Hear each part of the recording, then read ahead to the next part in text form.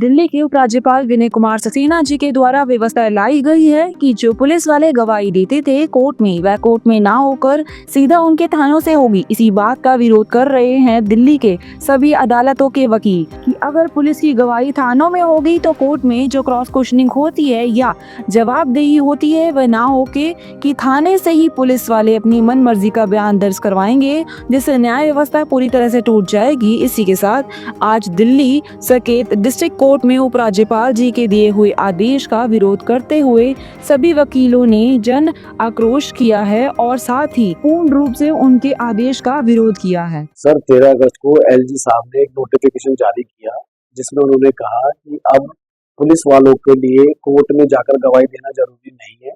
हर police थाने में एक digital room बनाया जाएगा जहां से वो बैठे बैठे अपनी गवाही दे सकते हैं। उनको कोर्ट विजिट करने की कोई आवश्यकता नहीं रहेगी। सर एक्चुअली क्या न्यायपालिका का जो अभिन्न हिस्सा है वो है पुलिस और वकील और जुडिशरी। पुलिस वाले अपना काम करते हैं, केस आता है जुडिशरी के पास, जजेस के पास, उसका जो ट्रायल होता है वो होता है वकीलों के द्वारा। हम हर आम आदमी की जो उम्मीद होती है वो होती है वकील। पुलिस का काम है किसी को अपराधी बना के जेल में डाल देना या केस बना देना। एक वकील ही होता है जो ट्रायल के दौरान उसके एविडेंस के साथ, उसके एविडेंस की गवाही कराकर या साक्ष्यों की गवाही कराकर, विटनेसेस की गवाही कराकर उसका निर्दोष होना साबित कर पाता है। अब पुलिस वालों का क्या होगा कि किसी का केस बनाएंगे, किसी के खिलाफ एफआईआर कर देंगे। और पुलिस कैसे काम करती है सारी दुनिया को मालूम है। वहां से वो पहले एफआईआर होगी, फिर वो चार्जशीट फाइल करेंगे। और अब पहले जब वो गवाही देने आते थे तो कोर्ट में उनको जज साहब का भी सामना करना पड़ता था, वकील साहब का भी सामना करना पड़ता था। तो गवाही देते वक्त उनको ट्यूटर कोई नहीं कर पाता था। अब वो अगर अपने कमरे में जाके ये सब करेंगे, अपने डिजिटल रूम से जाके गवाही करेंगे, तो उनको इजीली तो ट्यूटर किया जा सकता है।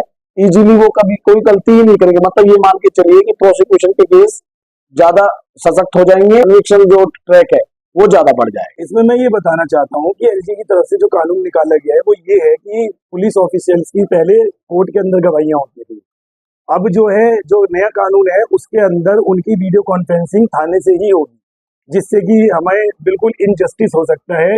क्योंकि बहुत से, ये सिर्फ एक हमारी लड़ाई नहीं है, ये लड़ाई हम उनके लिए भी लड़ाई लड़ रहे हैं जो एक बेकसूर आदमी को अगर किसी ने जेल में डाल दिया है या उनके ऊपर गलत मुकदमे लगा दिए गए हैं, तो ऐसे में बिल्कुल जस्टिस कोर्ट के अंदर ही हो सकता है। अगर वो कोर्ट आएंगे तो यहाँ पे गवाही देंगे। यहाँ पे होता क्या है कि जब क्रॉस एग्जामिनेशन होता है तो क्रॉस एग्जामिनेशन में हम जब उनसे क्वेश्चन पूछते हैं तो वो उन्हें तुरंत जवाब देना होता है।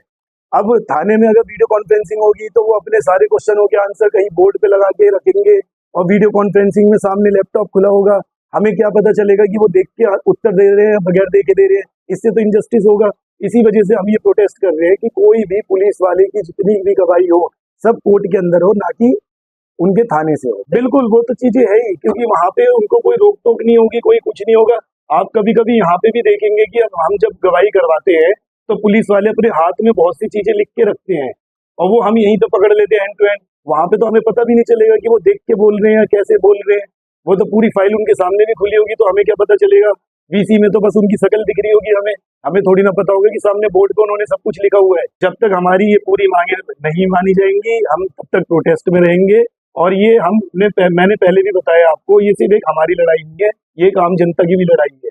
ये उन मुजरिमों की भी लड़ाई है जो बेगुनाह है, जो जेल के अंदर पड़े हुए हैं। कल हम सबने मिलकर डिसाइड किया है, सारी बार में भी सबने ये डिसाइड किया है कि कल हम एलजी हाउस के पास जाएंगे, जो कि यहाँ से साकेत से भी सारे डिस्ट्रिक्ट कोर्ट से सारे वकील इकट्ठे होंगे 30 जारी, और 30 जारी से फिर एलजी हाउस जाएंगे। 10 साढ़े 10 बजे साकेत से निकलेंगे, वहां पे 11:30 तक पहुंचेंगे और 12-1 बजे तक हम वहां पे एलजी हाउस में पहुंच जाएंगे।